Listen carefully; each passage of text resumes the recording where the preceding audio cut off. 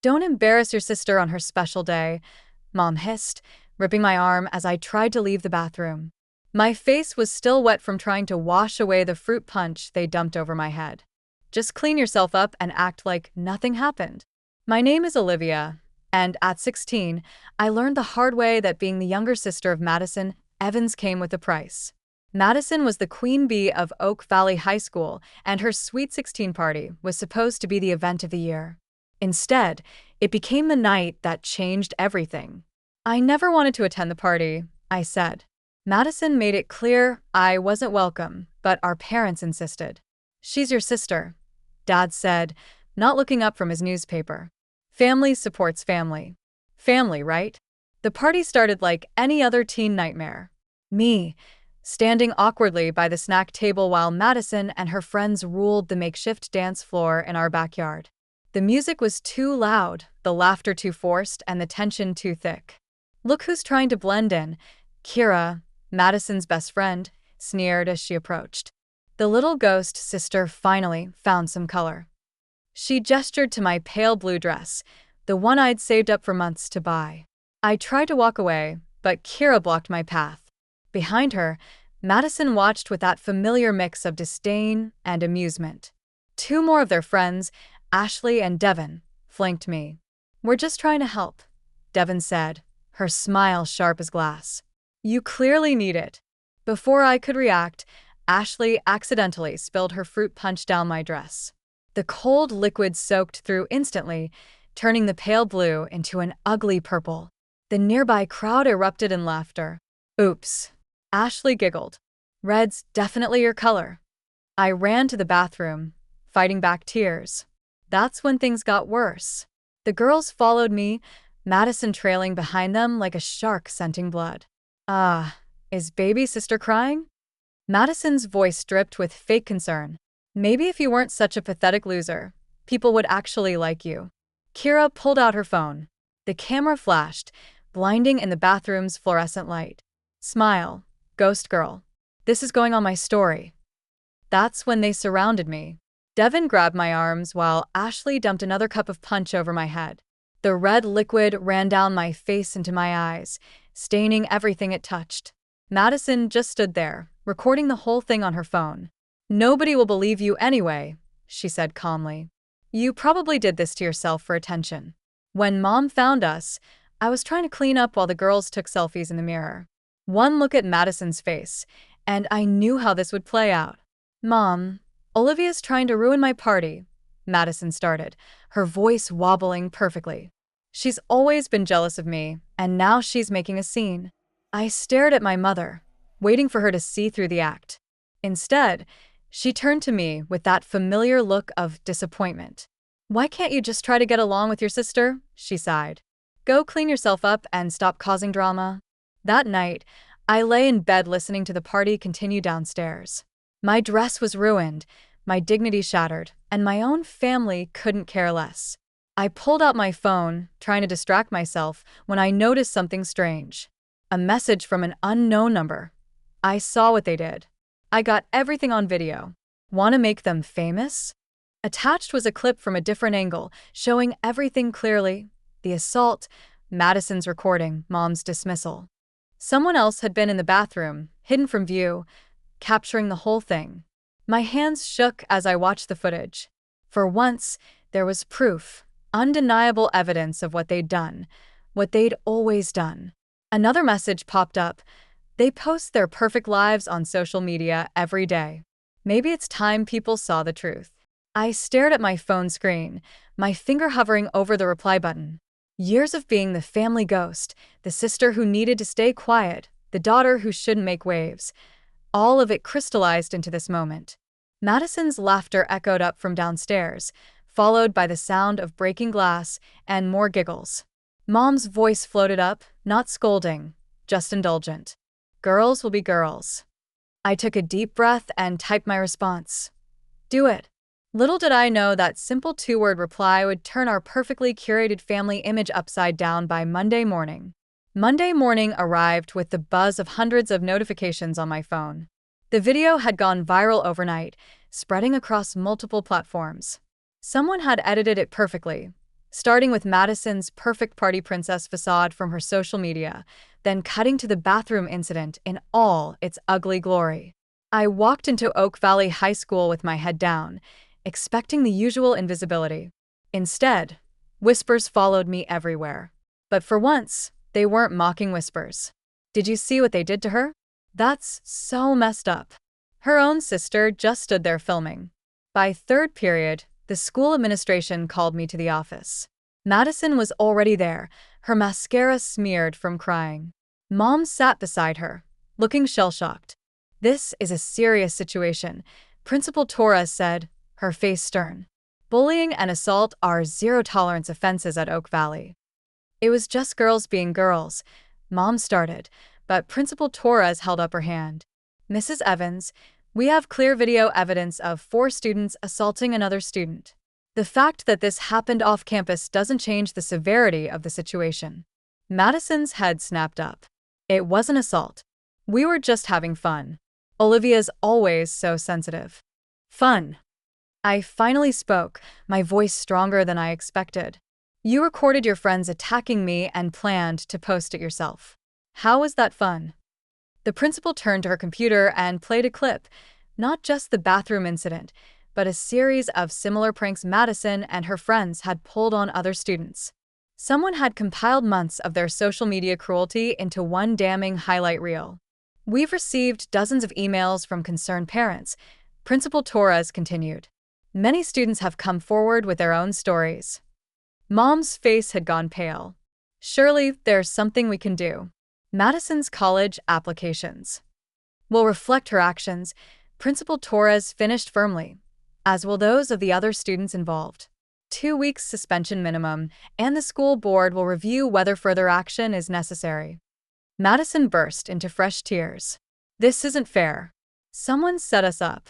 They filmed us without permission." "Like you filmed me?" I asked quietly. "Like you film everyone who doesn't fit into your perfect world?" Before Madison could respond, her phone buzzed. Then mine, then Mom's. The local news had picked up the story. Local teen bullies exposed, social media queens revealed as cruel tormentors. Mom's carefully maintained composure cracked. "Do you have any idea what this will do to our family's reputation?" I looked at her, really looked at her, and saw something I'd never noticed before. She was just like Madison, more concerned with appearances than actual harm. "You mean like what you've done to our family by always choosing her over me?" The office fell silent. Even Madison stopped crying.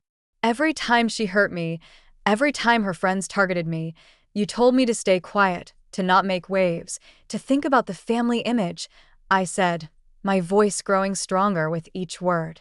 "Well, Mom, the image is broken, and you can't blame me for the cracks you helped create." Principal Torres cleared her throat. "Mrs. Evans, I'm also concerned about the home situation this video reveals. The school counselor would like to speak with both girls separately." "That won't be necessary," Mom started, but I cut her off. "Actually, I'd like that very much." For the first time in my life, I watched my mother's control slip completely. She couldn't smile this away, couldn't smooth it over with a dismissive laugh or a quick excuse. As we left the office, my phone buzzed again. Another message from the unknown number. Phase 1 complete. Ready for Phase 2. Madison, walking ahead with Mom, turned back to glare at me. "I hope you're happy. You've ruined everything." I thought about all the times she'd ruined things for me. Birthdays, school events, friendships, always with that same satisfied smirk she'd worn in the bathroom. "No, Madison," I replied, loud enough for Mom to hear. "I'm just getting started." Looking down at my phone, I typed back, "What's Phase 2? The response came immediately. The truth about what really happened at last year's summer camp. "I have that footage too." Madison's step faltered ahead of me. She'd heard her phone buzz at the same time as mine, and from the way her shoulders tensed, I knew she'd received some kind of message, too. For the first time since this all began, I smiled. My anonymous ally wasn't just exposing Madison's current cruelty. They were unraveling her entire reign of terror, one video at a time. The summer camp video dropped 3 days into Madison's suspension. Unlike the party footage, This one showed something darker. Madison and her friends had trapped a freshman in the camp storage shed overnight, stealing her inhaler as a joke. The girl could have died. I was in the kitchen when I heard Mom's coffee mug shatter on the floor. She stood frozen, staring at her phone, while Dad finally looked up from his perpetual newspaper shield. "Our daughter could be charged with attempted manslaughter," Mom whispered. "The girl's parents are pressing charges." Madison stormed in, mascara running again. "It wasn't like that. We didn't know about her asthma." The video shows her begging for her inhaler. Dad spoke for the first time, his voice unusually sharp. "You laughed and called her a drama queen." I watched from the doorway as my family's perfect facade crumbled. The girl's parents weren't just pressing charges. They were suing our family, the school, and the summer camp for enabling Madison's behavior.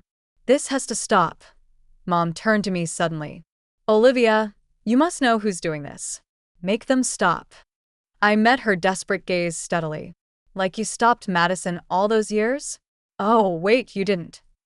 My phone buzzed again. Another message. "Final phase tomorrow. Watch the morning news." That night, I couldn't sleep, not from guilt, but from anticipation. My mysterious ally had promised this would change everything, and so far, they delivered. The next morning, our doorbell rang at exactly 7 a.m. Mom opened it to find a news crew on our doorstep. Behind them stood Ashley, Devin, and Kira, Madison's former friends, accompanied by their parents and what looked like lawyers. "We're here to make a statement," Ashley announced, her queen bee confidence replaced by genuine remorse, "about Madison Evans and the pattern of abuse we participated in." One by one, they confessed everything: how Madison had orchestrated years of bullying, blackmailing them into participation by holding their own secrets over their heads, how she manipulated events, people, and evidence to always come out looking innocent. "She told us if we didn't help her, she'd destroy our lives," Devin admitted on camera. "But we can't live with the guilt anymore." Mom tried to shut the door, but it was too late. The story was live. Madison appeared at the top of the stairs, her face white with rage. "You traitors, I'll ruin you all." "No, you won't," a familiar voice said from behind the news crew. Miss Torres stepped forward, holding a USB drive. "As school principal, I've gathered evidence of years of systematic bullying, including testimony from dozens of students. The school board has made its decision. Madison Evans is expelled." I felt a strange sense of peace wash over me. Finally, everything was coming to light. That's when I noticed someone else in the crowd, a quiet girl with a camera. Katie, the yearbook photographer, who always seemed to be everywhere but nowhere. She caught my eye and gave me a slight nod. Suddenly, I understood. The mysterious ally, the perfectly captured footage, the strategic release of information. It had been Katie all along, the invisible observer, just like me, who finally decided to expose the truth. The aftermath was both swift and complete. Madison's college acceptances were rescinded. Her friends, turned witnesses, received suspended sentences and mandatory counseling. Our parents, finally forced to face reality, enrolled Madison in a behavioral rehabilitation program.